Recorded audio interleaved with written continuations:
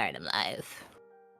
And so am I, from Castle Rexworth, and from the domain of Zoe the Demon Fox. We bid you good morning, good afternoon, good evening, wherever you are and whenever you are. My name is Rexworth, Lord Rexworth, and joined next to me, well, some say her tail is so floofy it can hide an entire artist's pen and pencil set. And if she were the CEO of a publicly traded company in Japan, she wouldn't call a $152 million loss a negligible impact. All we know is she's Zoe the Demon Fox. Zoe, how are you? I need to start writing shit like that. Oh my god, the roast, yes. Borrowing a page from Jezza there. But yeah, Zoe, how are you, dear? How are you? I'm doing good. Excellent. I had chicken fries today. You had French fries? Chicken fries. Oh, chicken fries, okay. We call They're those even chicken better and than chips where fries. I'm from. Stink the yacht. Yeah, exactly. Yeah. Spectre, welcome in. Hey Rex, how are you, pal? Doing well, doing well. Great to be here, doing the thing that brings me joy, and glad to bring all of you another episode in our journey through The Realm: A Tale of Blood and Souls, which is a book that Zoe has written herself. This, I believe, is the second edition. Done some revisions on this one, and. We're going to be picking up at around chapter 37. We are approximately 2/3 of the way through this book, so I think we're going to see some tremendous progress tonight, and then perhaps, and maybe, fingers crossed, don't want to jinx it, next week we have the finale. So, if you haven't been watching, do go back and take a look at all the VODs that we've had from previous weeks. They're available on both my Twitch page, Zoe's, and also on my YouTube page, which is And my YouTube as well. Oh yes, and also Zoe's got a YouTube page as well. So yeah, all those links are available on our pages. Zoe, of course, is tagged on the stream title on my side. I believe it's vice versa for her. So do give us both follows if you haven't already. And it's yeah, this has been a multi-week project that we've been working on, and yeah, having a lot of fun doing this, and yeah, I always enjoy these live readings of ours, and it's nice to have some consistent content week after week after week, and it's been this slow boil where things really have started to pick up, and it's getting very interesting. All of the intrigue, all of the betrayal, all of just the drama of it all. I say it's better than an episode of Game of Thrones, but that's just me. Then again, I never was much of a fan of Game of Funnily Thrones. enough, while I was writing this book, I was also watching Game of Thrones at the same time. Salem was kind Hey, of based off of a character. everybody's got to draw some inspiration from somewhere. But yeah, you've done incredibly well, Zoe, and this has been really interesting and a lot of fun. So I'm looking forward to tonight. I hope everybody else is as well. Let's see. Let me catch up here on chat. Enrique, welcome in. I raise my glass to the incomparable Lord Rex, whose streams have brought joy, laughter, and countless unforgettable moments to our lives. With each click of his mouse and every word spoken, he's transported us to realms of adventure and camaraderie. To Lord Rex, whose passion and dedication light up the virtual world, we salute you. Your charisma, wit, and boundless energy have endeared you to us all, making every stream an experience to cherish. May your streams continue to inspire, entertain, and unite us as we eagerly await the next chapter of your epic adventures. Here's to you, Lord Rex, the embodiment of streaming excellence in the heart of the community. Thank you, Enrique. That's so kind of you. That's a long one, not gonna lie. Yeah, that took you to. That's two right there. That's two posts right there. But that's all right. That's good. That's good. We made a bit of a roast there in the beginning, but I do want to let everybody know I have pinned to my chat the link to Doki Bird's premiere or re-debut stream over on YouTube. You will not offend me in the least. I know that's going to be the hot ticket for tonight in terms of viewership. You'll not offend me in the least if you want to keep Doki up in a second tab next to mine and next to Zoe's, or a third tab as it were. So yeah, no offense taken there, and it's an honor to be in the tab right next door. So there you have it. But with that, is there anything, Zoe, you wanted to plug before we get started?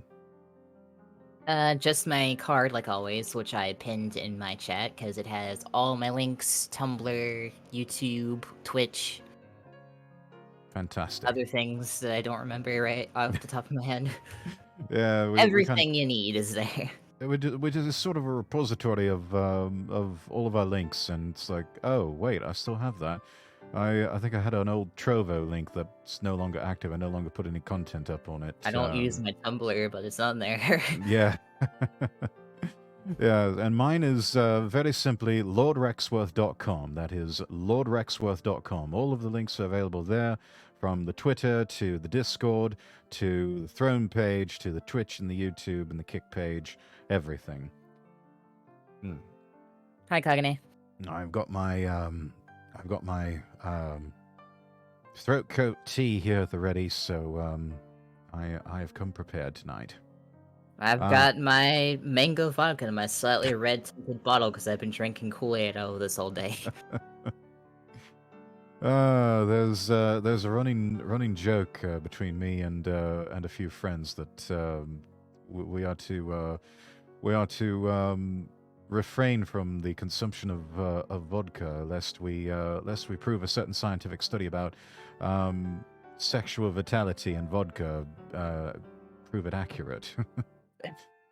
So Welcome me, you will not be stopping me this day. What's happening, 007? Don, welcome in. Good to see you. Now, this week I'm actually going to remember. I just did it now. I'm tapping the record button over on Rode Unify, so we will have a recording of this that's audio only.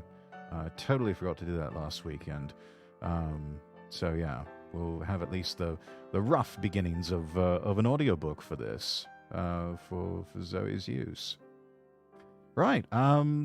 So with all of that out of the way, let's go ahead and move into our readings. I mean, we could always test it in the future with consent, of course. Consent is sexy, indeed it is, and I could never really resist a good martini.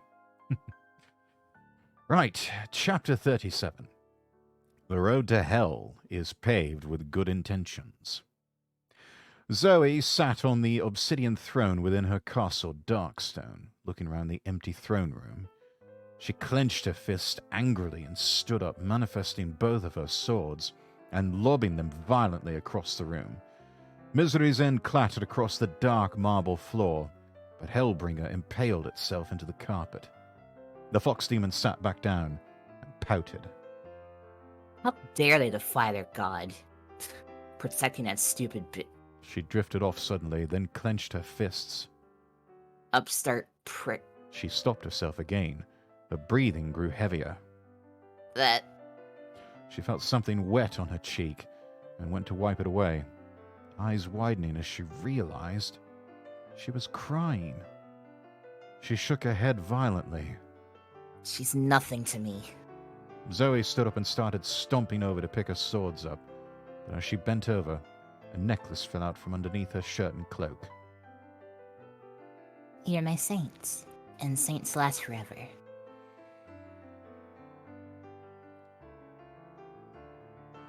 Zoe stood up slightly and gripped the amulet, looking at it. The amulet that Styx had made for her, a gift from a lowly watcher to the almighty queen, and yet it was Zoe that had fallen in love first. You're about 10 feet off target, Koss. Styx is over there.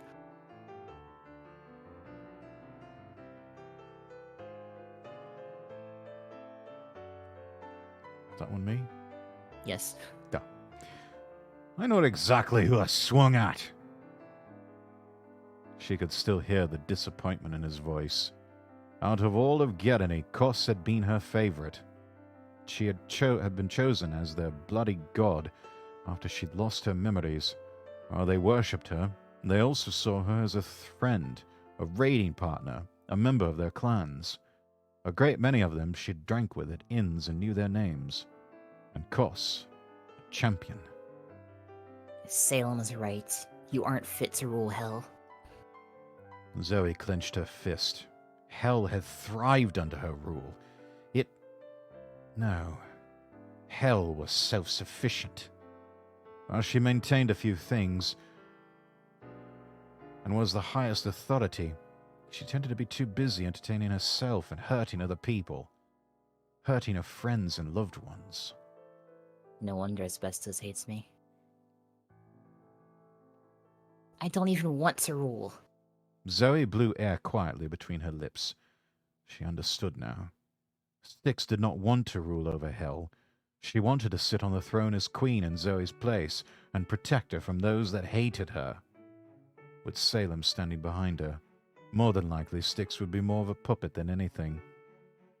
But if all that short bastard wanted was a puppet, he wouldn't have betrayed the Dark Saints to accomplish that goal. Zoe clenched her fists. That's Argos. Can't a man be by his sister's side as she leaves this world for the next without the city plunging into chaos? You're twice as vile and insane than you were before. Zoe's body shook with silent heaves as salty tears fell onto the carpet beneath her. Regaining my memories is a mistake. As soon as I realized who I was, I should have made peace with that and left Misery's end to be taken by someone else. She grasped at Amulet. I could have.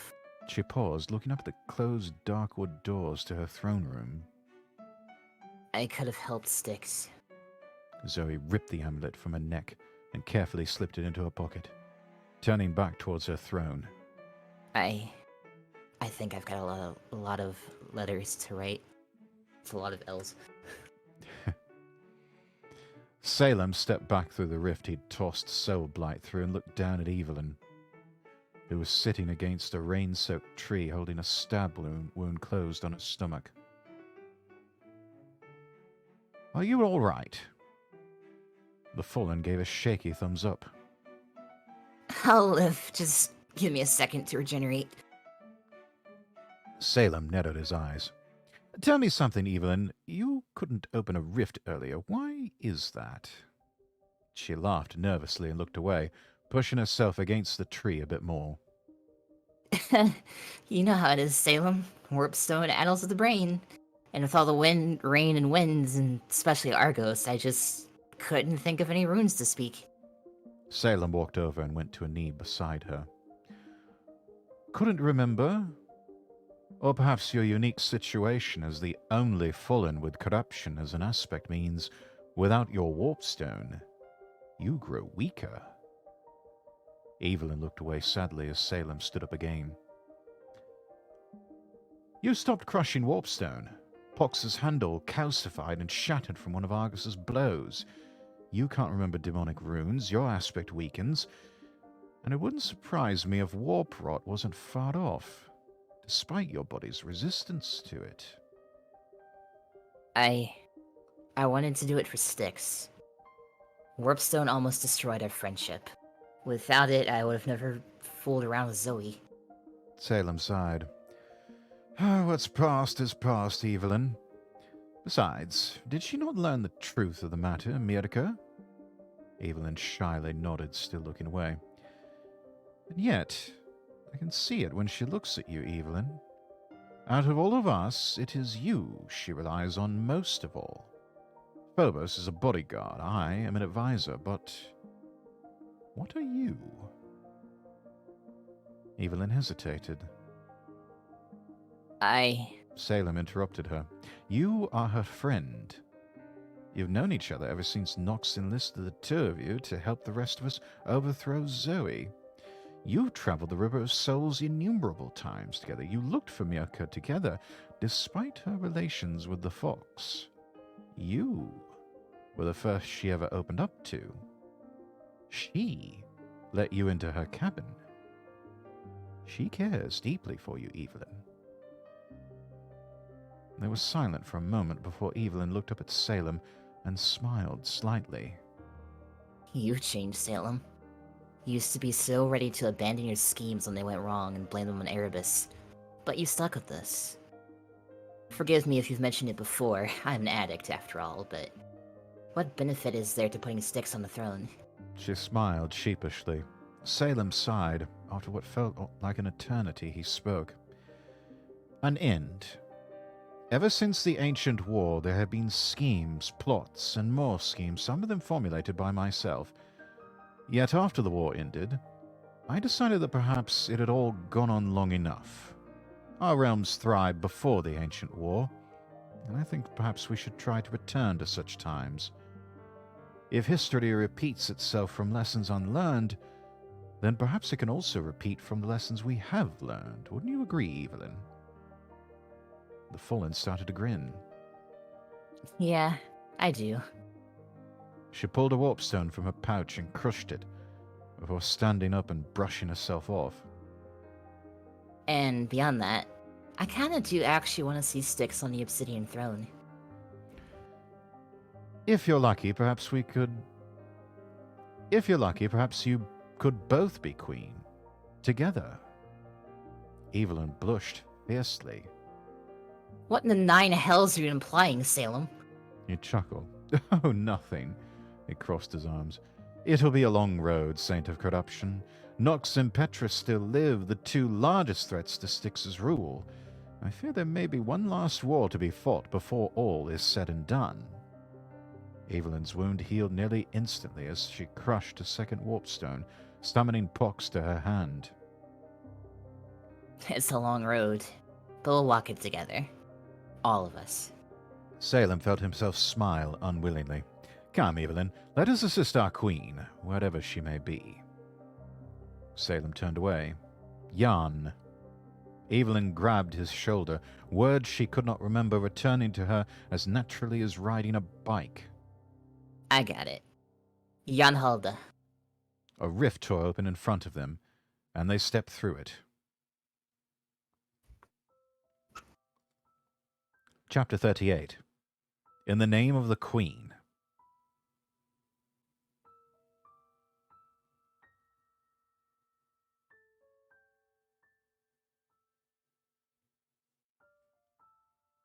Is this one mine? If you want it. Oh. Wait! Soulblight cleaved a soldier in two. I yield! The scythe ripped an electric shield out of the way, and as the Ferrite soldier was pulled forward, Styx grabbed his arm and claimed his soul, knocking him aside as she continued forward through the wooden and snowy paths of Iron Keep. She stopped, as a Ferrite with a rifle grinned sadistically, but as he pulled the trigger, Phobos leapt over and landed in front of her, the bullet deflecting off his metal head. Phobos let out an asthmatic cackle, and while the Ferrite frantically tried to bolt a new bullet, a metal claw clasped round his head, raised him into the air, and slammed him face down into the ground. Styx gave a thumbs up to her bodyguard, but jolted as she felt a hand grasp her shoulder. She quickly spun round, but stopped her reflexive side swing as she saw who it was.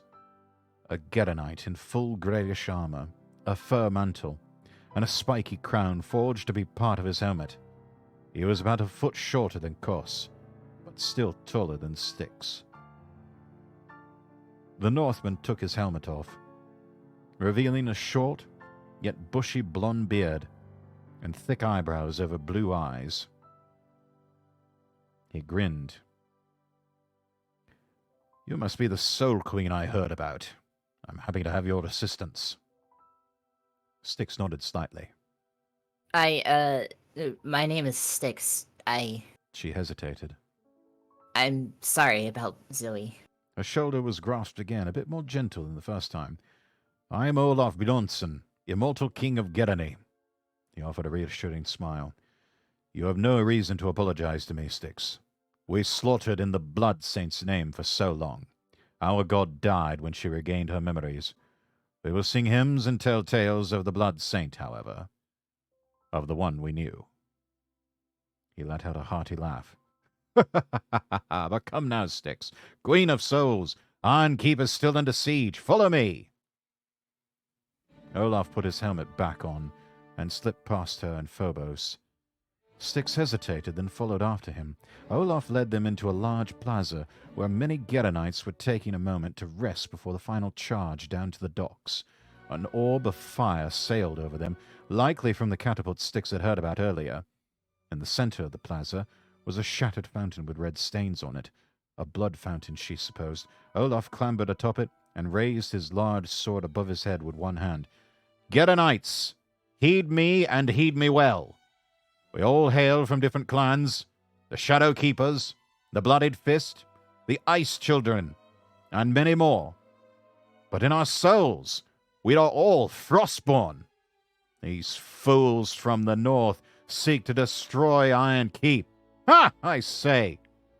They may hail from the north, but we are the true Northmen! He pulled a one-handed runic axe from his belt, raising that up next to his sword. We are the Frostborn, the harbingers of blood. These Fedites will not be learning from this mistake, for we shall kill them for their foolish attempt to take our land. We offer their blood to our fallen god, and their souls to the Soul Queen. Come, Geronites! The Kilion await a feast, and many souls ripe for the reaping. If the snow is not turned dark red from blood, then can we call ourselves Geronites? A loud battle cry arose, echoing throughout Iron Keep, where it was picked up by every Northman that heard it. I can't hear you, and I don't think they can either. The cry rose louder. Come, Frostborn! Let us drive these invaders from Iron Keep! Charge! Styx started laughing. Geronites were insane, yet at the same time, very inspiring. She raised Soulblight skyward and joined the battle cry, charging down to the docks in unison with a savage Northman. Are you okay after that? Give me a moment. That was beautiful. Oh, thank you. I'm all right. I'm good. We're good. Everything's fine. It's fine. Did you get a little too into it? About to we Hello, Lord Rex. Seems I dropped in at the right time. Hello, Action. Welcome. Welcome in. I do believe Jen and the rest of our UK and EU listeners are not going to be going to sleep anytime soon after that. God, my Geronites speeches are some of my favorite writing. Yes. Oh, God. I didn't blow up my microphone. You didn't cut out until you said charge. Oh. That's all right. It'll probably be on the audio version. Anyways, let's continue. Rias stood on a rooftop near the docks, scanning across the wooden piers, searching for someone. She gasped and turned as an angel landed behind her, mechanical wing ticking idly. Morgan sighed, gripping twisted twilight.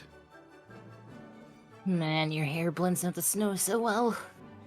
Morgan sighed and brushed her dark hair out of her eyes. What are you looking for? Rias turned back to their search. Their commander. Morgan walked closer and hesitated. Kalkano and I came here to rescue you, but I get the impression that until you help the Geronites, you aren't going to come willingly.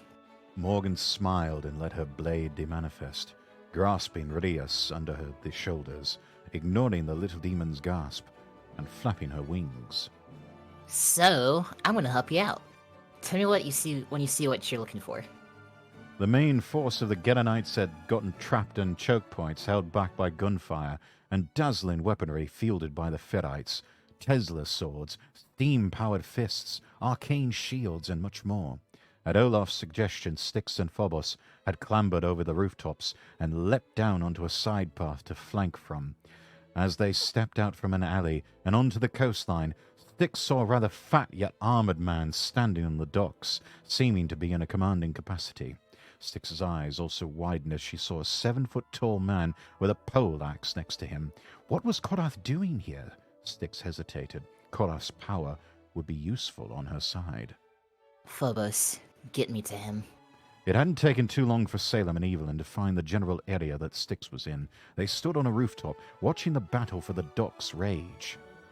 So these are the Ferrites, huh? Got some cool weapons. There are more important things to worry about. I feel Styx is nearby, but I don't see her. Evelyn pointed. There, I see her. It was hard to process what happened in one take. Rather quickly, Rios plummeted from the sky and landed on the commander's back, plunging her sword into his neck. At the same time, the Gedonites had broken through the blockade, led by Olaf and Kos, while at the same time, Phobos had created an opening on the flank that Styx had dashed through, arm outstretched as she sprinted towards the man next to the dying commander. As Styx reached Korath, he suddenly wasn't there. Her eyes widened as she stumbled forward. Olaf yelled a victorious cry, his axe joining Rios' sword in puncturing the commander's body. They were all pushed over by Styx bellowing into them. Styx was the first to stand back up, leaning on Soul Blight and holding her head.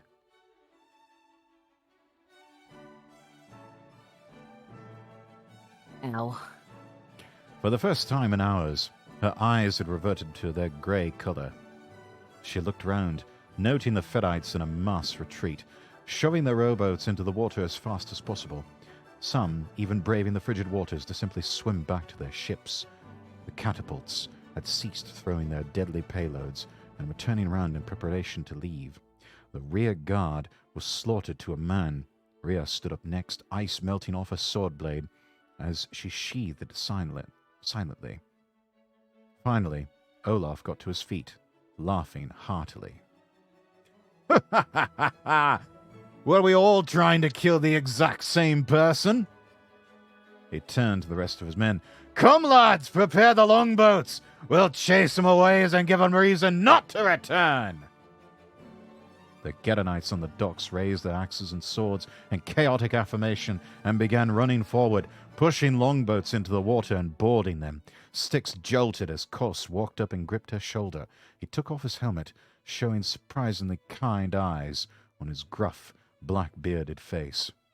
Your help today was appreciated, Queen of Souls. There was clapping from the empty command ship moored at the dock behind them. Styx quickly turned around as Kos and Olaf went for their axes. Standing above them, on one of the mast parts, was the one and only Cagliostro. Bravo, bravo. I'd somewhat hoped you would die, Queen of Souls. Yet I also expected you to die, way back when Zoe stabbed you. Perhaps I should place my bets more carefully. Kos snarled. What do you want, Mast One? Oh, right. Frosine Heli. A rift opened between Olaf's feet, and he looked down, gasping. Styx and Kos lunged to grab him, but he fell too quickly. The runes on Kos's axe glowed brightly. I'm going to rip your head off and feed it to my dire wolves. Cagliostro chuckled and casually hopped down, landing at the edge of the pier without any sort of crouch, as if the fall was nothing to his legs. He slipped his hands into his pockets. Apologies, but I need him. You may have him back later on, if he survives. The listener chuckled. You bastard! Kos swung, but his axe never connected as it collided with the handle of Korath's poleaxe. Kos fell-handed. I'd recommend you simply step back. Cagliostro turned to Rios, tilting his head to the side slightly. Ah, the Sword Saint. Your sister's dying. Did anyone ever inform you of that troubling news? Rios' eyes widened, but she didn't speak. Finally, Cagliostro turned to Styx. It seems you have replaced the Hell Queen as the patron of Gedony. Congratulations. There was a bit of a scuffle as Korath and Kos backed away from each other. You know, Queen of Souls, originally I was planning on helping your rise behind the scenes, but he clapped his hands together once, a black rift opening behind Korath, who backed up through it. The ultimate problem has taken care of itself. Cagliostro's voice became very sinister and smug. Careful on your way home, Styx. I hear that sometimes those souls of yours could get quite irritable. It quickly vanished through the rift. Styx grasped Soulblight tightly. What the fuck was that about? Kos impaled his axe into one of the pier's support pillars and snarled, "It took the king! Bastard!" Styx hesitated and turned to Kos. What'll happen without him? Kos chuckled and shook his head, standing up straight again. None of the Gedonites seemed to have noticed what happened, too focused on boarding their longboats and chasing the Fedites. Nothing will happen, Soul Queen. Without Olaf, I'll lead the clans. Someone has to keep them united. Salem manifested out of the shadows and patted Styx's arm. Come, my queen, Calico will see to Rias. We must return to Darkstone. Styx hesitated for a moment. Go, Queen of Souls. Your presence was appreciated, and iron keeps time of need. It will not be forgotten. Styx bowed slightly. You're welcome. Vatan Celia. Styx and Salem stepped through the rift. Kos turned to Rias and patted her on the head as Calico and Morgan landed nearby. It's been a pleasure for all of us to be a family for you, little demon. The clan chiefs will miss you, but they'll understand. Rias hesitated. Were it not for my sister, Family's everything, Sword Saint, and for us Gedonites, our clans are our families. I understand completely. Go! Rias nodded and turned, running over the two fallen. Kos chuckled as he watched a rift open and the three of them disappear. The armored warrior turned towards the burning city of Iron Keep. There's much work to do to restore this place. I'll have it cleaned up for your return, King Olaf. And here's where we dial things up to 11. I love it. Chapter 39. Soul Bomb. The rift had taken Styx and a small group to a random point on the River of Souls. It took only a moment for Styx to summon her ferry and get them sailing upriver, back towards Hell's Gate. One of Alana's shadowy spiders spoke to Salem as he stood near the front of the boat. Phobos had taken his original perch as before, and Evelyn sat down next to Styx and the steering oar. Styx sighed softly, snapping out of her thoughts as Salem spoke to her. My queen, are you all right? She shrugged and smiled sheepishly. I'm fine. It's just been a long day, you know? It has indeed. For all of us. Evelyn clasped her hands behind her head and leaned back a bit, staring at the cavernous ceiling of hell far above. I'm exhausted. The ferry lurched suddenly, and Styx peered over the side, looking for the souls that had bumped into her boat. Oi! Her voice caught in her throat as she realized none of the souls had messed with her. Careful on your way home, Queen of Souls. Styx gripped the steering oar tighter. Oh no. Unlockable Kun, welcome in. Hey yo, it's Downton Abbey. What's good, my friend? Damn that voice. Welcome in. Thank you so much.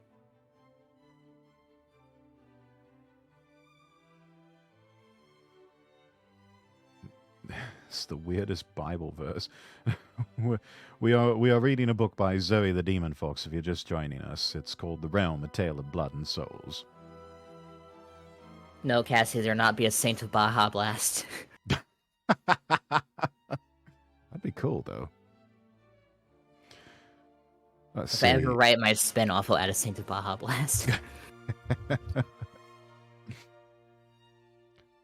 see. Evelyn stood up.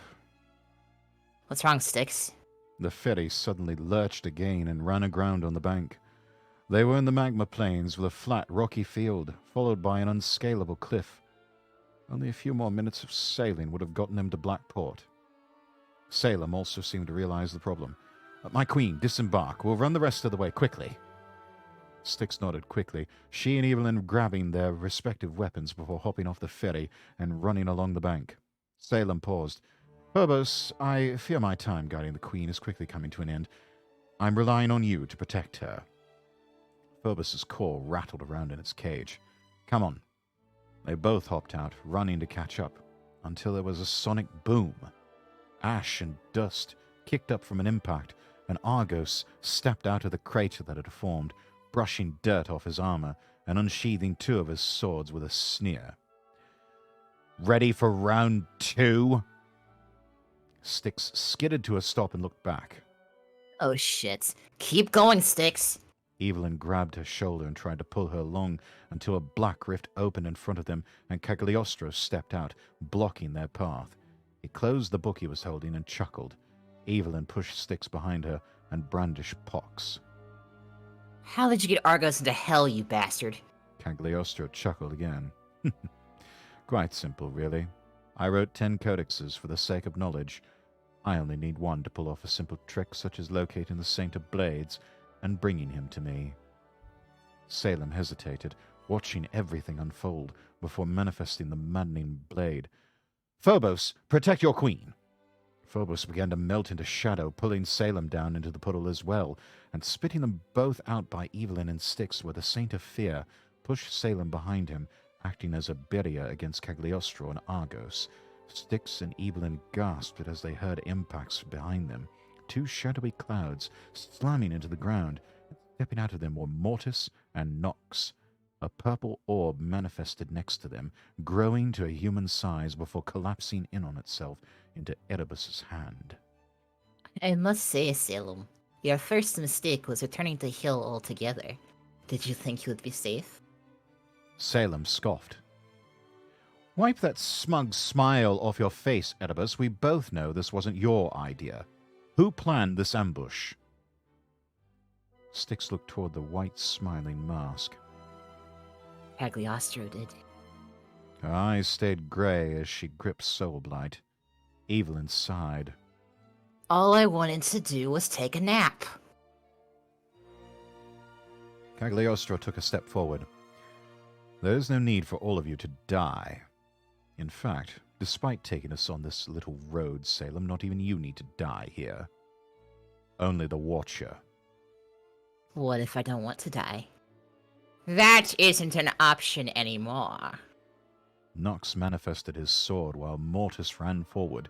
Evelyn quickly lunged into his path and parried his mace, pushing the armored skeleton away from the group and fighting him by herself. Similarly, Phobos launched himself at Nox and Erebus, cackling wildly with ill intent. Well, that just leaves Argos. Styx laughed nervously. Fear not, my queen. Of all the possible outcomes that can occur here, I think I know how to achieve the best one. Styx's eyes took upon their dual hues, and a bat-winged angel landed next to Styx. Argos scoffed. Lilith, dark saint of desire. I was hoping you were dead. Lilith smirked. You've been playing Lilith up to this point. Oh, that's right. No, not quite. I've been in Melisco. She started walking towards the Saint of Blades, daggers at the ready. Styx exhaled softly. I think I know how to get the best one too, Salem. Make sure Cag doesn't try anything. Styx grasped her scythe and walked with Lilith towards Argos. As the combat angel swung his swords with a smile that barely concealed a fiery rage, Styx blocked. As before, his aim was at her hand, but this time Styx slid her grip down the hilt a bit. Lilith circled around, attempting to stab her daggers into Argos's wings, but he quickly spun round with his offhand, blocking her with his other sword. He grinned. You two gonna give me a better fight than Kazakh and Calico, then? Salem advanced on Cagliostro for a few moments before slowing to a stop next to him and turning back to watch the fight. The listener slipped his hands into his sleeves, monk style, and chuckled. Something wrong, Saint of Madness? Salem shrugged. Let us not lie to ourselves. You have a codex on your person. You could turn the tide easily, whether I try to stop you or not, yet you stand and watch. Indeed. Whilst I do seek the death of your fledgling, I have my own plans to tend to as well. In a roundabout way, despite bringing this ambush down on her, I somewhat hope she survives. I'm trying to start a war, you see, Saint of Madness. Salem looked at him for a moment, before turning his attention to the various battles going on. His eyes widened in surprise that all battles were in their favor. Mortis was too slow to deal with Evelyn's agile, warpstone-fueled nature. Lilith's tendencies to remain behind Argos forced him to fight both her and Styx in two directions, limiting his capabilities as he could not bring both blades to bear against a single target. Phobos seemed utterly immune to Oedipus's magic, and his movements too erratic for Nox to land a satisfying blow. Salem almost felt proud as he watched them all doing their damnedest to protect Styx. And Styx herself, of course, had come quite far. You know, Salem, the stress she's suffered up to this point affects her powers. I'm sure that destroying Ignis did nothing to encourage her. The woman she thought she loved tried to kill her twice. You shoved all of this responsibility on her. How long do you think she can keep up the facade before the wall she's built weakens and falls? Salem noted the river of souls beginning to boil and realized Cagliostro was right. Tick-tock, Salem. The wall is crumbling. Another glance at Styx showed that she'd gotten more aggressive. Although she still hadn't learned much about how to use her scythe, she was expending a lot of energy to keep Argos split between herself and Lilith. At this rate, she would slip up and be killed against the Saint of Blades. You are correct that the clock is ticking, Cagliostro, but that clock is my own. The wall will not crumble. I'll make sure of it. This is goodbye, Cagliostro. He raised the mending blade and charged at Argos. The listener frowned beneath his mask. Indeed it is, Salem. I do hope your end is swift and painless.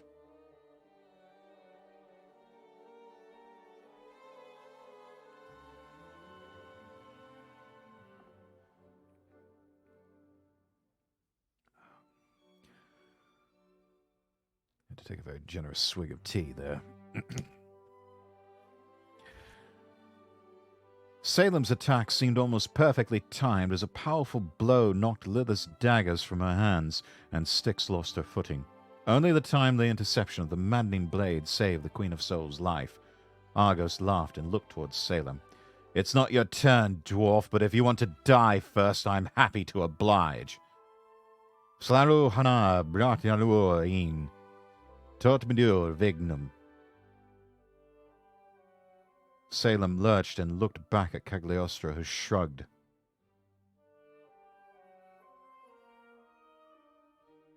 Salem, what are you doing? The Saint of Madness quickly turned back, attempting to raise his sword to block an attack, but instead found himself lunging towards Styx, embedding the blade of madness through her side. Both their eyes widened. A second later, Argos's blades came down, slicing both of Salem's arms from his body. Argos laughed darkly, preparing for another swing, but Styx took the moment to rip Salem's blade out of his side and lunge into the path, blocking both swords. With as much strength as she could muster, she yanked her scythe sideways, the blade hooking onto the swords and shifting Argos sideways. He snarled, but was quickly distracted again by Lilith flying towards him and swinging her daggers. Styx took a step back, breathing heavily, but not due to exertion. She heard whispers in her mind, whispers that were growing louder. In the chaos, Argos slipped up and had his wing ripped in half by one of Lilith's daggers as she rolled behind him, slamming another dagger into a chink in his armor. He roared out in pain, dropping a sword and turning to cleave her head off, but the strike was blocked by both daggers. Styx fell to her knees, gripping her head as the river of souls began to bubble and boil loudly. Souls stepping onto the banks and beginning to scream out. All fights suddenly stopped as all eyes turned to Styx, or the souls stepping onto the riverbank. Something bad was about to happen. She could feel it. Lilith gasped, as she felt a tug on her soul. Styx! Go. Go now. Lilith flapped her wings hard and took off, gaining quick distance. Have you ever heard of the tale of the Road of Madness? They say that the workers firmly believe they have built a road, and yet every day they return to admire their handiwork, but it was gone, replaced by an ever-growing pile of material. Every day they built the road anew, and every day it was gone again. Yet those that were witnesses claimed that they were insane. There was never a road. They called each other crazy. Perhaps both parties were crazy. Oh well. I can't remember if I heard that somewhere or made it up. I don't know. Seemed fitting. I'll have to Google it later. Cagliostro laughed. Evelyn felt a tug next and pressed a hand to her chest. She felt her soul resonating. Something bad was about to happen. Styx looked up at her, tears flowing from her mismatched eyes as she held her head, as if intense pain. Leave now, please.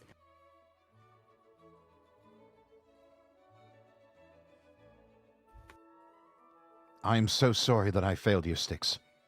Do not forget what I taught you. Styx bent over, her head pressing against the ground, before she suddenly sat up straight again. Screaming skyward, her arms limply at her sides, Evelyn quickly began flapping her rotted wings to get away.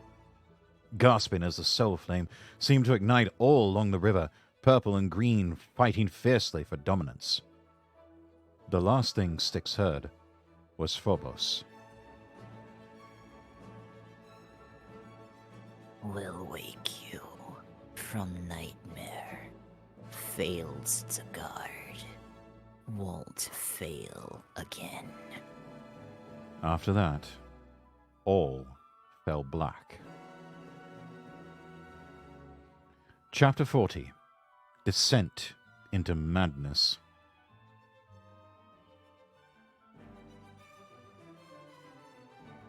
Styx walked alone down a dark road, sinister trees on either side of her. Sometimes she could see ghostly beings following her in the distance, through the thickets, but she couldn't make out who they were. Her path ended abruptly at a ledge, looking down into sheer darkness. She turned to go back the way she came, gasping as she came face to face with Zoe.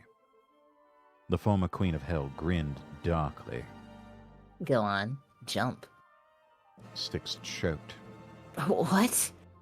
Zoe took a step forward. The throne is mine, Watcher.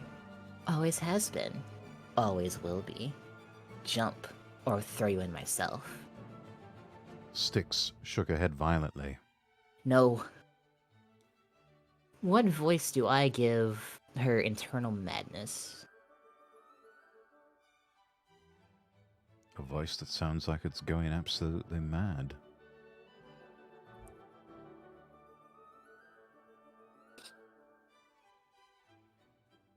Go with your first instinct. What does a crazy voice sound like?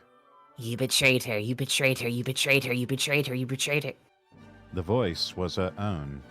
She held her head. Shut up. I made a mistake choosing you, and look where it has led us. You'll get us all killed. Made a mistake, made a mistake, made a mistake. Hate you, hate you, hate you, hate you, hate you, hate you. Styx looked up, gasping as Evelyn was standing in front of her now. The Fallen let out a sigh and turned away. To think I told you I loved you, lowly Watcher. No, Evelyn, wait. Evelyn began to walk away, and Styx suddenly began falling into the darkness. Evelyn, wait! Styx, wake up! Styx gasped as she abruptly found herself at the top of the ledge again. Salem stood in front of her. He pushed up his hat to show his face and smiled up at her. You are stronger than this, my queen. You survived Mirka, the Queen of Hell, and the Saint of Blades. All the voices in her head seemed to go silent. She felt hungry all of a sudden. Styx, please wake up. Evelyn's voice was sobbing now. Go. She needs you. Salem walked past and slipped off the edge himself. And my blade needs a new master. Styx gasped and opened her eyes, the purple and green color remaining. She felt a pressure to let go of her skull as Phobos stepped back slightly. As soon as she sat up, Evelyn wrapped her in a tight hug. Gods above and below, you're okay? What happened? Evelyn gripped Styx's shoulders and stared into her eyes. Whatever the hell you did, please never do it again. It was like the whole area we were fighting just, I don't know, exploded? Styx looked around. Other than a pile of ashes with an oversized wizard hat on top, there was nothing except the three of them. Styx felt empty. I'm still not sure what happened. Phobos raised an old skull he had found, and its jaw opened. Deep in nightmare, barely found you. Queen went boom, souls as fuel. Styx tried to stand, but as she lost her balance, Evelyn and Phobos caught her. The ferry floated idly in the river, as if it had never run aground. Styx, how are you feeling? I'm really hungry. Evelyn managed to laugh, wiping tears from her eyes, and picked up Soul Blight. I'll carry your scythe. I know we're supposed to go to Darkstone, but let's just go to the cabin, okay? Styx nodded slightly. Evelyn opened the rift, but Styx pointed towards the pile of ash. Phobos, get Salem's sword. The metal puppet picked it up and held onto it. He wheezed without any sort of laughter as he followed them through the rift. Lights emanated from the windows of the cabin. Someone was here. The door flew open to reveal Morgan. Hey, you guys are... She noted Styx's condition and went silent for a moment. Evelyn walked forward, curious. What are you doing here, Morgan? Morgan sighed. We brought Rias here to see Eris. She's not doing all that great right now. Morgan stepped aside so they could all enter the cabin. Morgan closed the door and crossed her arms, looking downward. Calico is with Eris. Perfect. Phobos put me down. The metal puppet did so, and although unsteady on her feet, Styx made her way to the room. Calico looked up as Styx stepped into the room and leaned against the doorframe. Rias sat next to the bed, grasping Eris's hand as the little demon breathed heavily against a raging fever. Styx? What hap- Shut up. Styx stumbled. Oh my goodness. Celeste Altair, thank you so much for the raid. Raiders, welcome in. James Bond. Welcome in, welcome in. Raiders, if this is your first time here, my name is Lord Rexworth. I'm an English nobleman VTuber. I'm joined by Zoe the Demon Fox from the Moonlighters, and we are doing reading ASMR of a book that she wrote called The Realm, A Tale of Blood and Souls. Just a moment while I get a shout out for Celeste. Everyone do go follow Celeste. She is a mod, much like myself with Project Estadio, and is the one of the brains behind the entire operation, and is very much the glue that holds us all together. Oh, Dawn, thank you for the hydrate. Good lord, I need it. Especially after that speech earlier. Oh yes, yes, you missed a good one. I channeled my inner Viking.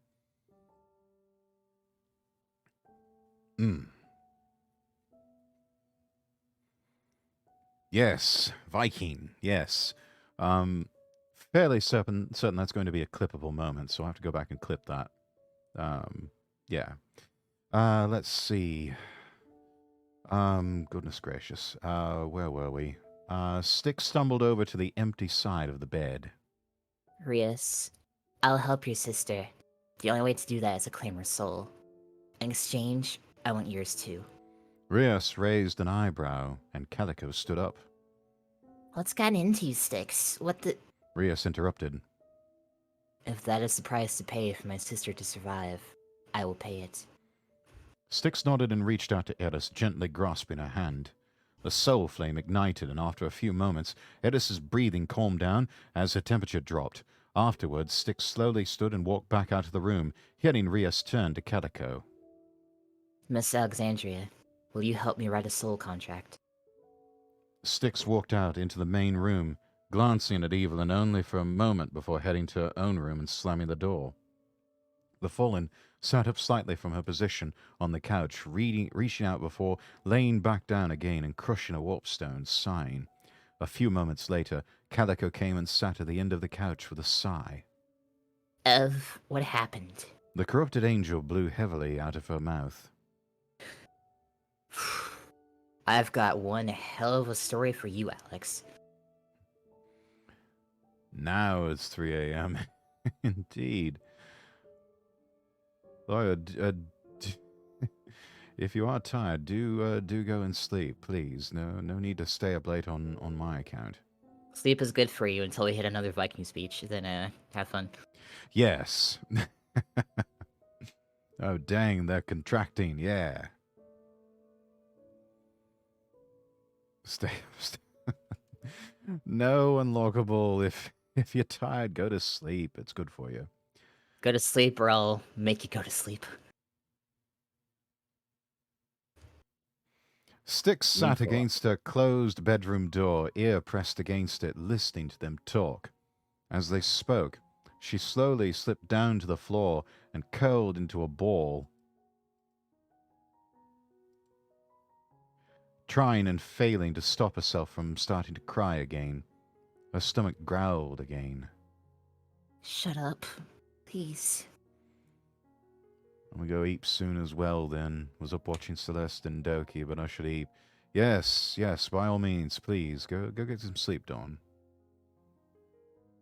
Which, by the way, those of you who are just joining who don't know, Doki Bird's link to her re-debut stream is pinned to my chat, so feel free to keep that up in the third tab along with mine and along with the Zoe stream.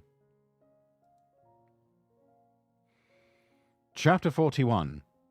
Voices from the Grave. Evelyn inhaled. How hard can it be? So, I'm sure you already knew what was going on in Garrony. Salem and I saw you take Arias from the dock. Calico nodded slowly, propping her head on the couch's armrest and looking towards Styx's door. I figured out she was claiming Garronites from what was happening, but when she got to Iron Keep, she came to the keep itself first, and helped us deal with Demos. After that... Calico sighed. She wasn't okay even then. By the sounds of what she told me, Zoe attacked her at some point, and found out she's a new queen Salem was trying to put on the throne. Evelyn held a warpstone tightly, but not crushing it. She seemed to be slightly shaking and laid an arm over her eyes before clearing her throat. No wonder she... Evelyn shook her head slightly, pulling one knee up but remaining laying down.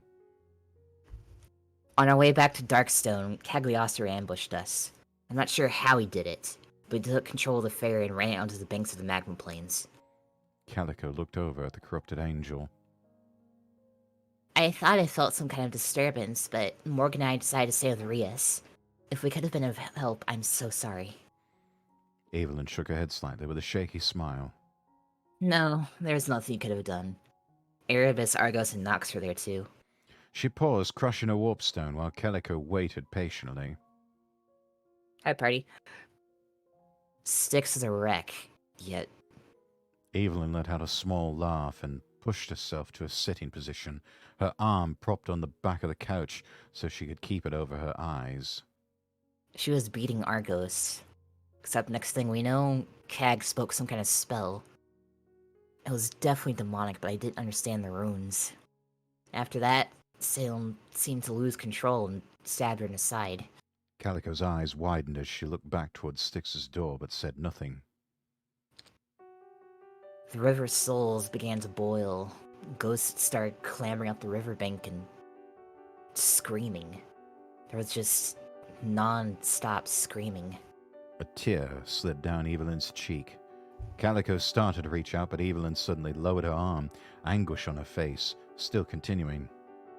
I could see her trying to hold back whatever was about to happen. She told us to get away from her. I started flying straight up, and next thing I knew, there was this, explosion of fire. The entire river ignited. The field we were fighting on was consumed, and when it all cleared, it was like nothing ever happened. She coughed and wiped her eyes. All that remained was Styx just laying there, and a pile of ash with a hat and a sword. Salem wasn't as lucky as the rest of us. Evelyn took a deep, shuddering breath. Styx is catatonic, just laying there, talking to herself. She couldn't have been more out of it. I thought she was... Evelyn paused. You don't have to keep going. Calico got up and walked over behind Evelyn, hugging her from behind. The corrupted angel shook her head, and after clearing her throat a few times, continued on. Phobos pulled her back into reality. If I had lost her, Evelyn jolted as the door to the room Eris and Rios was in opened. Evelyn stood quickly and faced away to hide her tears. Calico walked over to them and patted both their heads. Hello, Carcade Comedy. How you feeling, Eris? We feel much better thanks to Styx. Rios held out a soul contract. I already signed it. Please make sure Styx gets it. I'm going to take Eris back to her old home. Calico nodded and took the contract. Be safe, you two. Eris smiled. We will try. Even broken, we are still one of the best swordsmen in hell. Besides, our sister, of course. Eris wrapped an arm around Rios, whose blank expression turned to a slight smile of its own. Goodbye, Evelyn. Calico. Rios bowed slightly, then took Eris's hand, and they left the cabin. And hello on my side, Car Kid. Welcome in, welcome in. A few hours later, Styx was awoken by a knock on her door, and she jolted up to a sitting position, realizing she'd still been laying against it. What movie did you watch?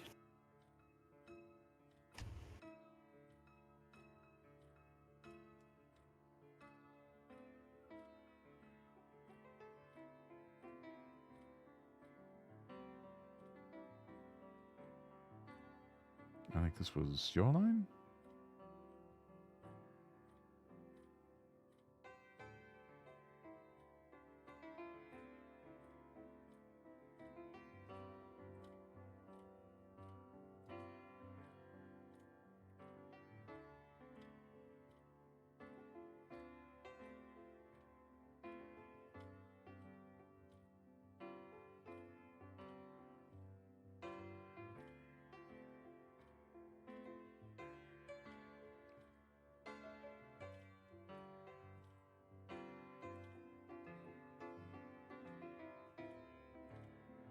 Zoe?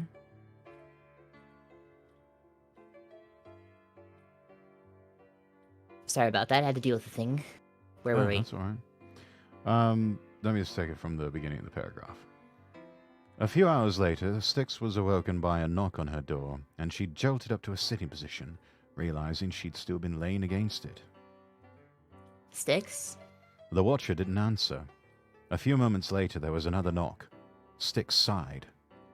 I'm still alive if that's what you're checking for. A soul contract was slid underneath the door. Ria's signed it as you asked. Styx nodded to herself, picking it up and pressing her back against the door, looking into the darkness of her room. As the paper ignited with green flame and her hunger seemed to lessen at the same time, she jolted violently, seeing a headless body in the light of the fire. The watcher stood up and clapped her hands once, causing the warpstone light above to turn on. Her humble bedroom was empty except for Phobos, laying in a heap on the floor next to her bed, his metal head tilted slightly. Nothing, Phobos. Sorry. She walked over to her bed and sat on the foot of it, head in hands. Some queen I turned out to be. You're not on the throne just yet. She looked up suddenly. That was Salem's voice for sure, but he was dead. I chose you, Styx. I still believe in you. Do not forget what I taught you. The Watcher hesitated before standing up with clenched fists. The voice in her head was right. I'm the Queen of Souls. I can't give up just yet. Chapter 42. A Change in the Tides. The last thing Nox had expected was the sudden inferno and a flash of light that enveloped the plains. He could feel his very soul trying to rip itself in two, and as his consciousness had faded, he watched everyone escape except for Salem, who had only turned to him with a smile before rapidly disintegrating to ash. As the skeletal lord regained consciousness, he found he was sitting in his usual chair back in the hidden council chambers of the Dark Saints. Across from him sat Cagliostro, feet on the table, idly reading a book. Erebus sat in Ignis's usual seat by the doors, and Mortis was a pile of bones and dented armor nearby. Nox was about to revive his loyal minion when he noticed the abject terror in Erebus's eyes. Listener, what the hell was that?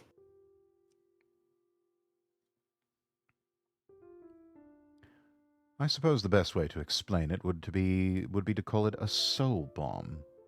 I did warn Salem she was going to snap. He shouldn't have struck her with his insanity sword. Cagliostro suppressed a chuckle. Nox glared at him hollowly. I seem to recall you speaking to Salem before that fateful moment. The listener shrugged.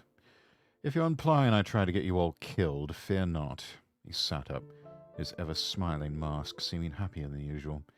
If I wanted you dead, I could do it easily, just like I did to Ignis.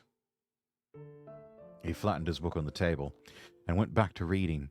Nox said nothing else, standing and facing Mortis's remains, necrotic energy dancing from Nox's fingers and slowly reconstructing his enforcer. Erebus shakily stood up, hands clasped to her chest. Have a good sleep, car kid. Whether you do or do not have work on this mysterious car that you may or may not own.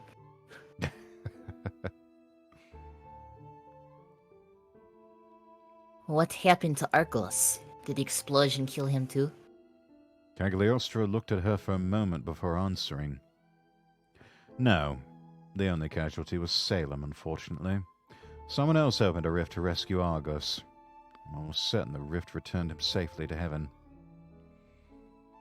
Mortis's bones creaked as he finally revived. He silently grabbed his mace and went to stand guard at the door as usual. Nox sat back down heavily.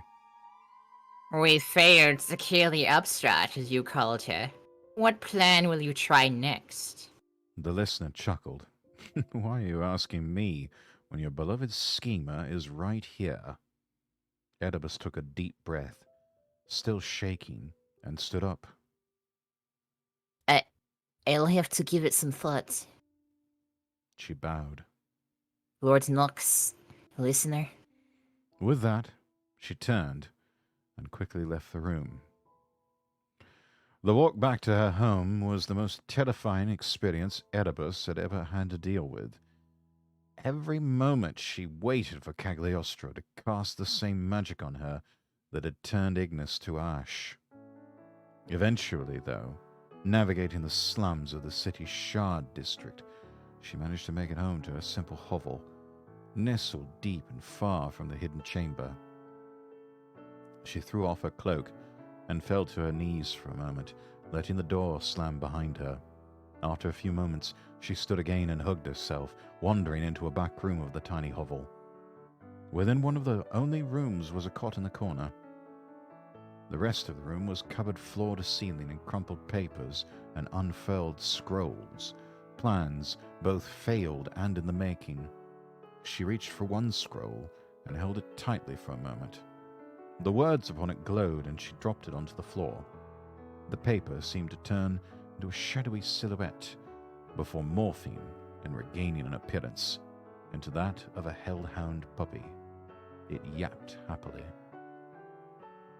An illusion, yes, but it was the only thing the Saint of Deception could truly call a friend. She crouched down as it leaped into her arms. Hello, Ajax. She smiled softly before putting it back on the ground and looking around a bit, ripping another paper off the walls. You were always right, Salem. Right about everything. I should have listened to you from the beginning. She walked over to her cot and reached underneath it, pulling out a thin-bladed sword. Hello, Deceit. It's been too long. I'm not too sure if I even remember how to swing you. She stood back up, smiling as the illusionary hellhound came and sat by her foot. The smile quickly turned to a frown. A purple aura surrounded the schemer, altering her appearance. Her flesh, from its deathly grey to the fair complexion of the average human, her two-toned hair changed to a fairly light blonde, and her horns changed, becoming pure white and growing sideways and outward. After her transformation into a human form was complete, she changed her clothes into a simple black dress and picked up the blanket from her cot, a tattered cloak meshed with a scarf. Her look complete, she sighed. I'm sorry, Nox.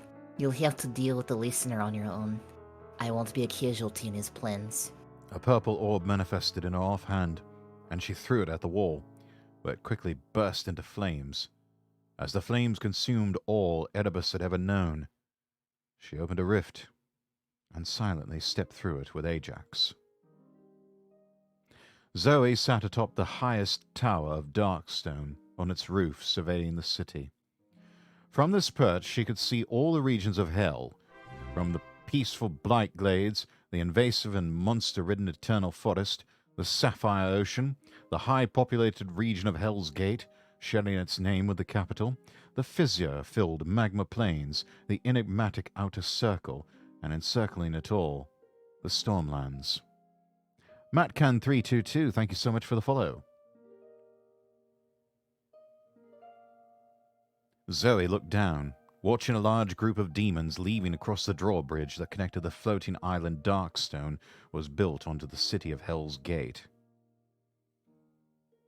Having supporters at all had been a surprise to her, but once her letters had gone out, she attracted far more than just old supporters. Her idea to willingly hand over the kingdom had gone over quite well, and preparations were underway. Now, all she had to do was confront Styx and tell her the plan. Do not think you'll have my throne so easily. Zoe slipped her amulet from her pocket and held it tightly. She let out a small laugh. I'm brave enough to attack heaven itself, but I can barely bring myself to go see her. Man. She sighed and stood up, slipping her hands into her cloak and looking towards the outer circle. I'll wait for you, Styx. I'll make it all go as smoothly as possible for you. She looked up slightly to the Stormlands. After that, there's no place for me here anymore. I always did wonder what was beyond the Stormlands. Besprit, welcome in. And then entered King Dave, the legendary monarch of the land of cheese. A cursory glance over the city showed smoke rising from the Shard district and the River of Souls flowing oddly around the magma plains, but she ignored it. There was still so much work to do, and old friends to bring out of hiding. She teleported back inside Darkstone, yet if she had stayed a few moments more, she would have seen Cagliostro slip out of a rift to investigate. Chapter 43. An Awakening. Almost immediately after Oedipus had left the council chamber, Cagliostro had stood up and opened a rift. Where are you going? The listener chuckled. No need to get off your bony bottom, Nox. I'll only be a few minutes. Nox nodded and Cagliostro stepped through. Better Nox not know that the listener believed the soul bomb had made acquiring the essence of Apocalypse easier. Chapter 43, King Dave hits the big time gone wrong. Beneath the brackish waters of the River of Souls, a blue warpstone was beaten back and forth, dislodged from its hiding place by frightened souls. It floated down the river, trapped in the torrential current around where Styx had inadvertently exploded. The theory had been true all along that Styx's power was heavily amplified by the apocalypse, yet the river had siphoned only small amounts all this time. After the soul bomb, the river had attempted to siphon a far larger amount of power, an unintended side effect of Styx's newly born desire to feed on souls. The apocalypse had had enough. The demonic essence within the crystal multiplied violently as cracks began to crawl up the crystal. With a muffled screech, the warpstone shattered into a million tiny fragments that quickly began to reform. At the center of the reforming crystal, a green pulse spread the fragments out again before they stubbornly attempted to reconstitute. A purple pulse spread the fragments once again, and a small flame ignited beneath the water. As the fragments began to reform more quickly, the flame split into 3, green, purple, and red, before closing back in and fighting for dominance. It almost appeared as if the flames were inside each other, red at the core, followed by purple, then the green flame encompassing all. With immense force, the crystal fragments sealed and formed around the tricolored flame, and an artificial soul was born. Flesh and bone began to manifest from the ether, forming a body around the crystalline core. As arms and legs formed, the entity began to walk along the bottom of the river, slowly ascending the bank and stepping into the magma plains. What had finally emerged seemed human at first, flesh still constituting itself over bone, but quickly 2 horns grew out from the flowing red hair. A halo manifested, cracked and impaled on one of the horns. 2 beautiful white wings unfurled, before just as quickly retreating back beneath flesh, as if they had never existed. A simple shirt and pants manifested as if from the craggy dirt along with sandals. A hybrid of a trench coat and a cloak completed the look, and the irises of the eyes flickered between red, green, and purple before settling on a lifeless grey. With an utter lack of emotion, the woman began walking, ignoring the masked man that had been watching her the entire time. He stepped in front of her, and she could feel his gaze beneath the mask, looking her up and down. Exquisite. Truly marvelous. Do you know what you are, my dear? Oh boy, what voice to give Morgan? I like Irish accents, let's go with that. Sweet words won't do you any favors, Cagliostro the listener. The robed demon seemed to recoil slightly, although the woman's expression held no emotion.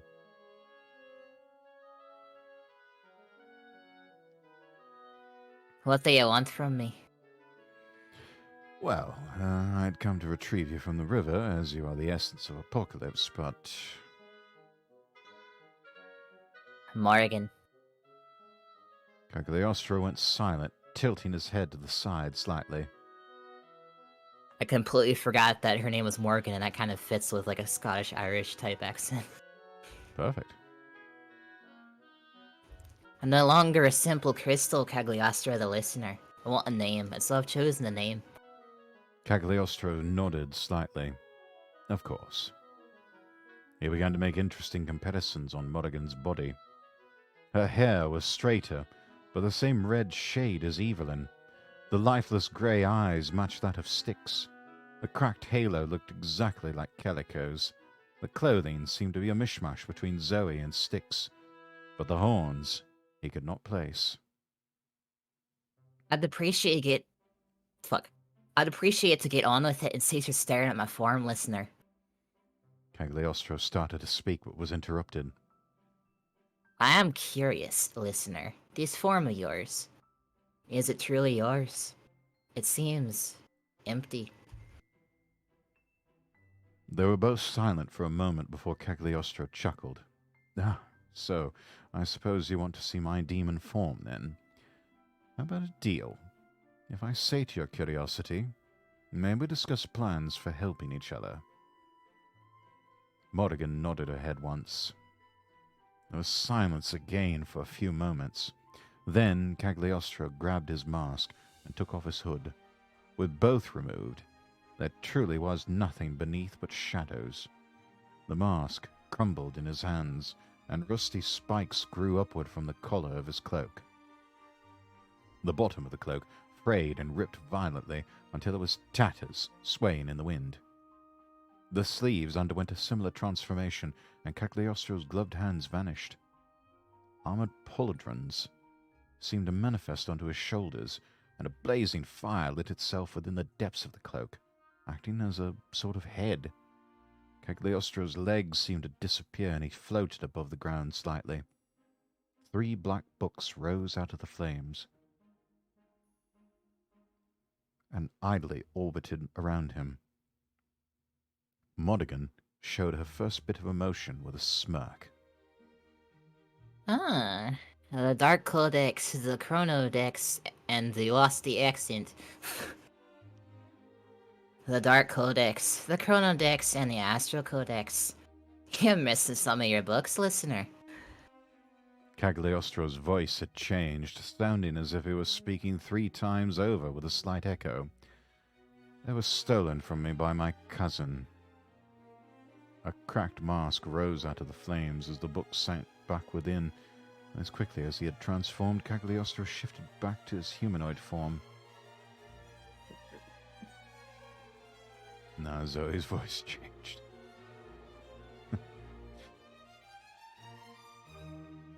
Now then, if you'd be so kind as to come with me. Morrigan took on a smug smile. I must apologize, but there is nothing to bind or deal. Therefore, I see no reason to assist you. Besides, as I will remind you, I am no longer a simple crystal, and my will is my own. Thank you for satisfying my curiosity, though. Morrigan was consumed suddenly by green and purple flame, a teleportation ability. Cagliostro let out a soft sigh. Back to square one, I suppose. Oh well. He began laughing. Oh well, indeed. If she goes where I expect her to, then my backup plan will see me through. Cagliostro opened a rift and walked through. I do hope she enjoys the frozen wasteland in the north. Thank you, Squishy, for gifting Carcade Comedy a drink. Nailed it.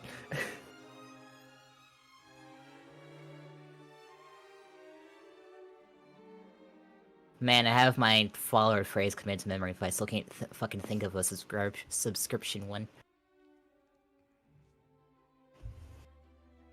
Now what's the one for following? Thank you for the follow, whatever name. Welcome to Club Pact. Enjoy the chaos and bloodshed that ensues.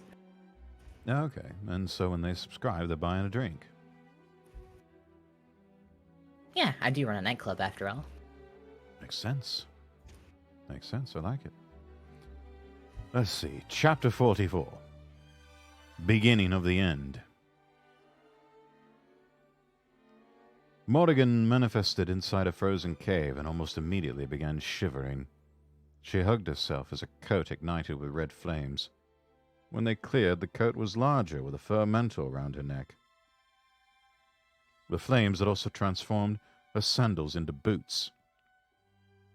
Yet she was still cold. I do not like this place. She couldn't explain why she'd brought herself here, but a phrase had been repeating in her mind over and over, and she felt that there was someone here she needed to speak to. Oi! Who are you? How are you getting these damn tunnels? Morrigan looked up at 2 huge warriors, Gedonites. She could sense that their souls weren't their own. She smiled. Thank you for the stretch and hydrate, Cassie. And the...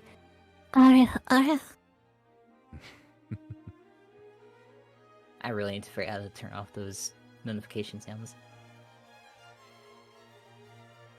Have either of you touched the River of Death?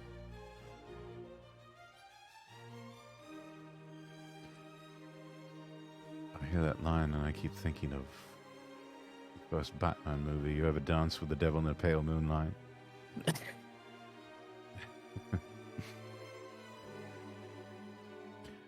Petra paced in circles round the throne room while Isaac and Callista sat at the bottom of the throne steps, watching him.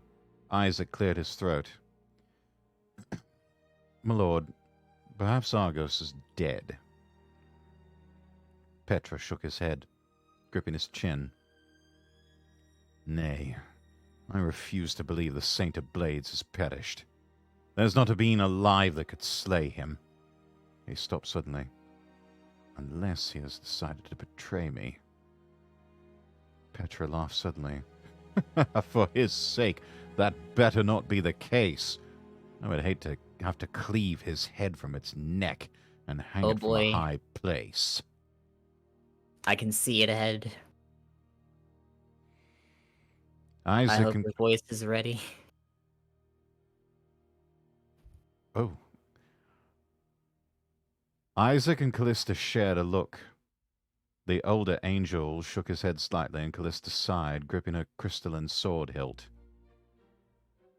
Leave me, both of you.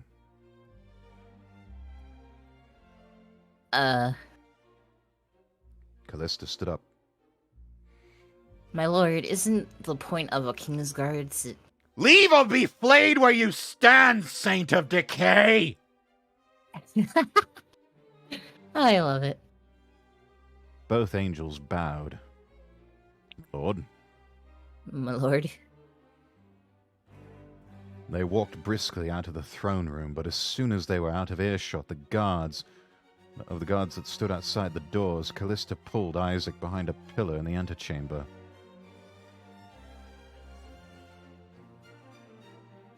We were the only ones in the room. I could have killed him, Isaac. She unsheathed her crystal sword. You killed Car Kid again. Sorry, Car Kid. I gave you warning, Car Kid. I said it's coming up. It's right there. Here it comes.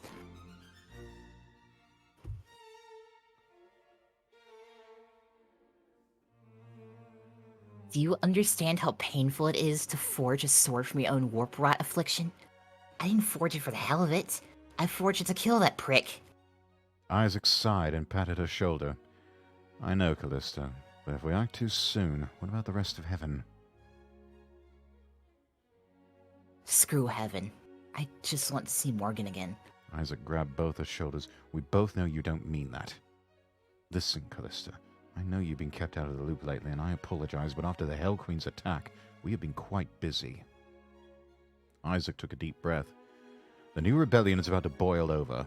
Letta's death, Argos' disappearance. Suspicious eyes are staring ever more at Petra. The Hell Queen's attack was a turning point. We have to prepare for Petra's death, otherwise our realm will fall into anarchy. Isaac started walking out into the city, Callista following him. Kazak and Selonia are trying to mitigate what damage will come. They managed to enlist Irina to aid them. We're the only High Saints left. And we are all against the tyrant, but the loyalists are still numerous. Isaac stopped suddenly and turned to face the undead angel. A war is coming, Callista.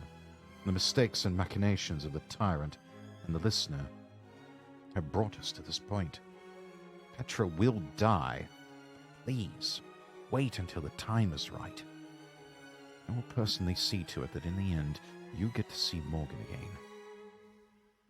Callista looked at the ground for a moment, before looking up and nodding. Fine. Styx had stayed locked in her room for several days, only opening the door to pick up plates of food that Evelyn had brought her. The Fallen was a surprisingly good cook. At the end of the week, however, Evelyn didn't bring anything, to the point that Styx finally relented and opened her door. Glancing into the main room, she saw Evelyn passed out on the couch and surrounded by warpstone fragments. The Watcher sighed and smiled softly. What am I gonna do with you, Ev?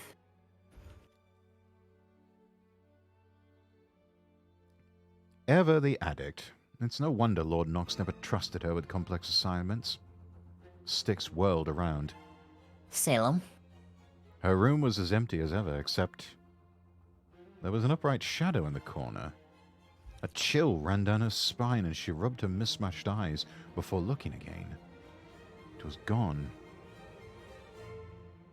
She heard metal joints creaking as she walked out into the main room, seeing through a window that Phobos was outside. Her stomach growled as she held her belly with both hands. Damn it. Not now. I am terribly sorry this has happened to you, my queen. Phobos is sworn to protect you. He will find sustenance for you, something more nourishing than normal food. Styx gasped as the shadow had reappeared, almost forming a silhouette of a person now. It slowly walked towards her as she backed away from it. Salem, you're dead. The shadow moved faster towards her, its voice growing distorted. I should have predicted the listener would try something, but I didn't. I failed you.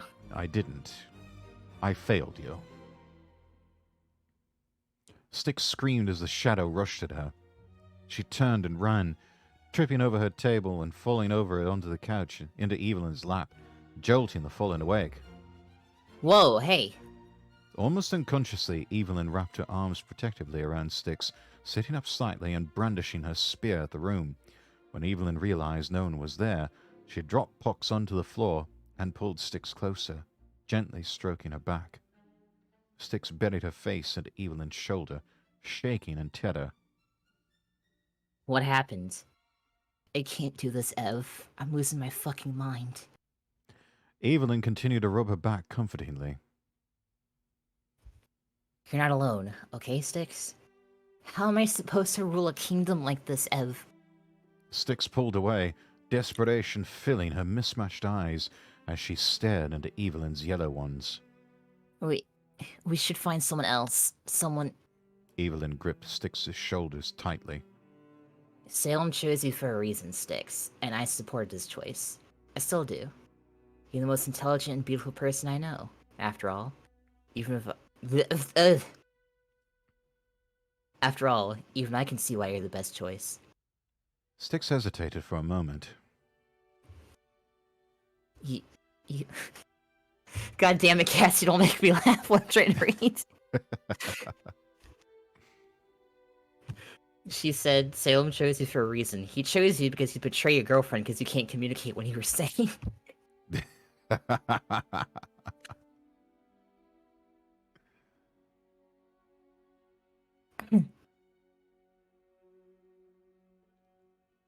You think I'm beautiful? Evelyn blushed a bit, but smiled. Of course I do. I love you, remember? Evelyn hesitated for a moment before gently moving Styx over and causing her to lay down on the couch. Evelyn above her, arms on either side of the Watcher's head. Your eyes are really pretty, too. The purple and green suits you. Styx looked away, breathing heavily. Thank you. For what? For being my friend. For... Fuck, I can't hold it together. Look what you've done, Cassie. Naughty, naughty, Cassie. Thank you. For what? For being my friend. For being there for me through everything. Styx couldn't hide the fear in her eyes, but Evelyn noted what she was afraid of seemed to be something else now.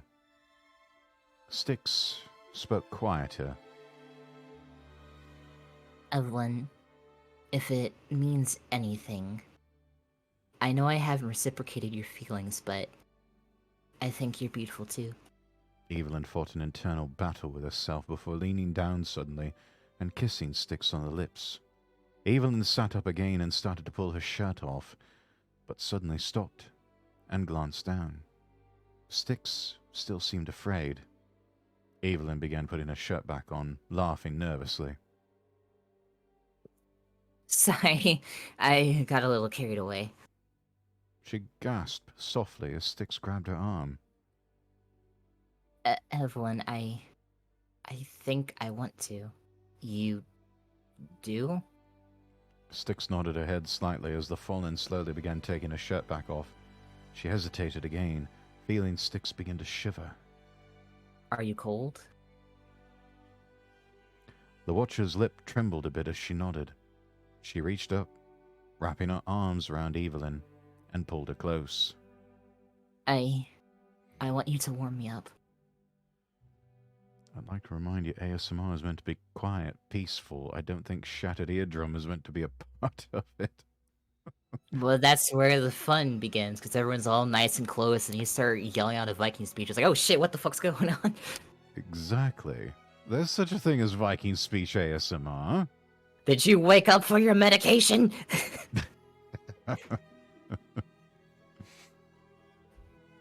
Evelyn smiled softly. You can tell me to stop at any time, and I will, okay? Evelyn kissed Styx again, before slowly slipping Styx's arms out of her coat. Oh boy, Codex Knowledge, I haven't seen one of these in a Oh, while. thank God. I need a break.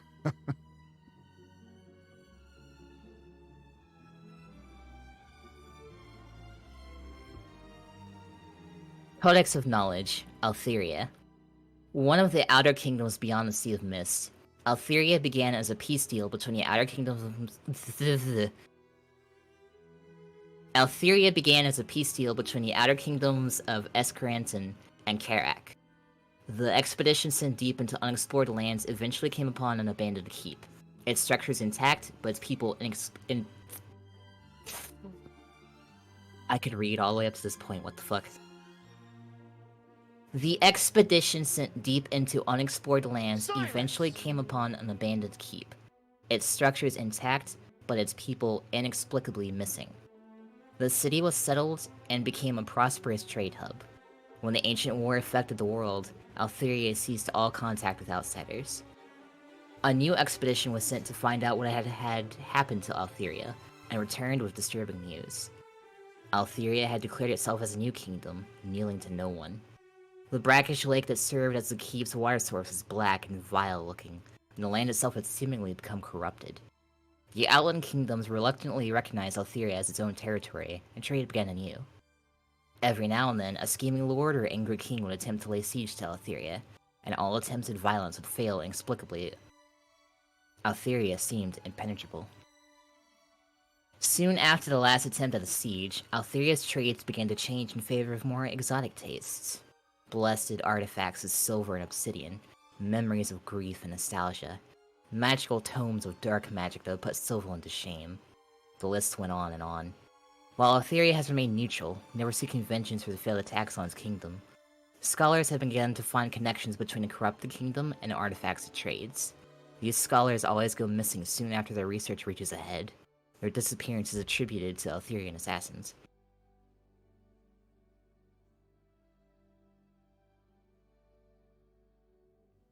Chapter 45. New Experiences. The mountainside fortress of the Gedonites, known as Frosthold, existed deep in the frozen wastes, far from even the most wild of clans. It raised questions in Morrigan's mind on why Frosthold existed in the first place. After her encounter with the guards in the cave system, she discovered she could not claim souls that were already claimed. However, there were a mixture of claimed and unclaimed warriors here. Obeying the whims of an inexplicable urge, Morrigan had slowly but surely slaughtered and claimed every living being within Frosthold, from the lowliest guard to the immortal king himself. She had been surprised to find Olaf the Everking so far out here, but in the end, she was happy to have laid claim to him. At the end of it all, she'd learned about Styx's upstart rule and how the Gedonites abandoned the true queen. Now she stood in the fort's war room with Olaf and a few of his generals, looking over a map with a few wooden blocks to represent locations of interest. There's a surprisingly large amount of minor clans out here in the wastes, huh? Modigan crossed her arms and looked up at Olaf. If you're willing to lose a few men here and there, we can take them over. Modigan offered a small smile as she let the soul flame ignite in her hand. Olaf chuckled. Ha! Gedonites live and die by the axe. They'll willingly give their lives for the cause. We must show the upstart Queen of Souls that she's only that. An upstart, right? Right. Modigan pointed at Iron Keep on the map. This Koss guy you told me about. He's got the main clans under his thumb, right? After nodding up a few of the generals, she continued. There's no way to avoid a battle, but if we claim enough clans, it should go easy enough. Maybe we can gain Queen's attention, she'll come to aid us. Olaf stroked his beard. Aye, the Blooded One can never resist a good slaughter. It'll be a couple of days before we're ready to attack the nearest clan. A grin spread across his face. Till then, I think a feast is in order, wouldn't you say? Modigan blushed slightly. I'm a crystal, Olaf. I don't need to eat. At least she didn't think she did. Olaf walked round the war table and wrapped an arm around her shoulder, chuckling. Nonsense. You're a loyal servant of the Blooded One. Least we can do is treat you to some of the Frosthold's hospitality. Come along.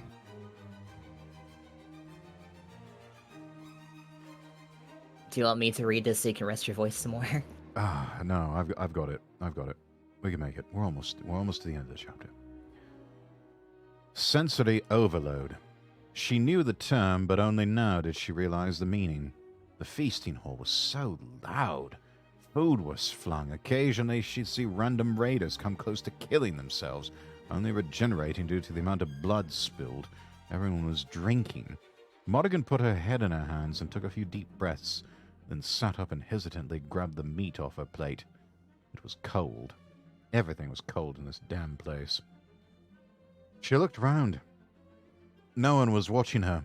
The humanized crystal raised her left hand to just below the meat and ignited her hand. Exclusively, red flame heating up the meat of the green and purple danced at the bottom, unable to grow into an inferno large enough to consume the red.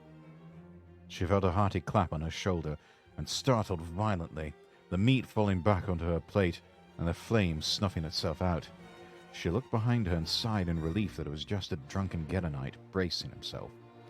Modigan took a moment, then hesitantly picked up the meat again and bit into it.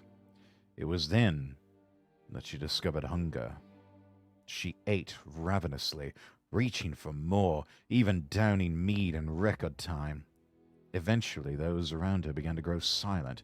After a while, Modigan looked up to see the entire feasting hall staring at her. Her soul core beat rapidly as she blushed in embarrassment. Olaf stood up from his throne at the front of the feasting hall and raised his mead mug high, sloshing some of its content around. The Blooded One has truly blessed us with this one. She's as ravenous as a dark god. A toast to Modigan, the Hell Queen's loyal servant.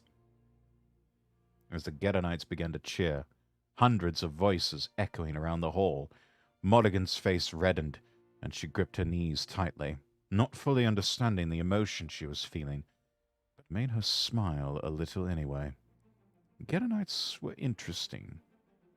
Having a body was truly an interesting experience.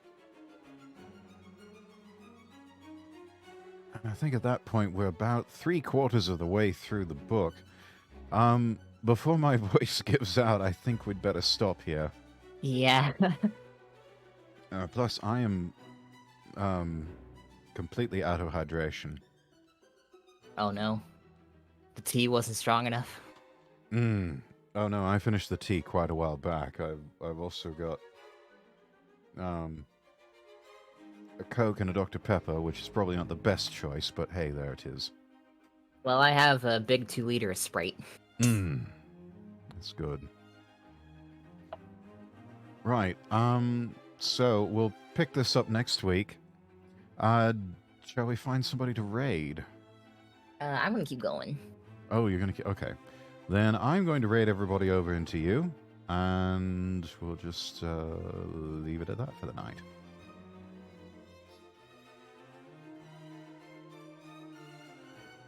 I don't bounce off the walls, car kid. I'm Don't worry, honestly the alcohol will put surprised me that to we're sleep. honestly surprised with this many chapters so far. Yeah, these are fairly short chapters, usually like a page or a couple of pages. So we go through chapters fairly quickly.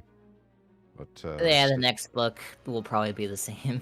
yeah, It's no, just my that's writing all right. style, short chapters, the color-coded dialogue. Yeah. All right. Raid has been created. As is customary, we'll put in our copy pasta here so you'll know who's who. Right. So that's the end of me for the tonight. Zoe, thank you so much for this. We'll pick this up next week. Whack. I look And forward to it. yes, absolutely. Let me stop the recording here. All right. All right, everybody. We'll raid into Zoe's channel, and I will see everybody Saturday for Day of the Races with Genevieve. So, I am Lord Rexworth with a very tired voice, wishing you all the best, and God bless.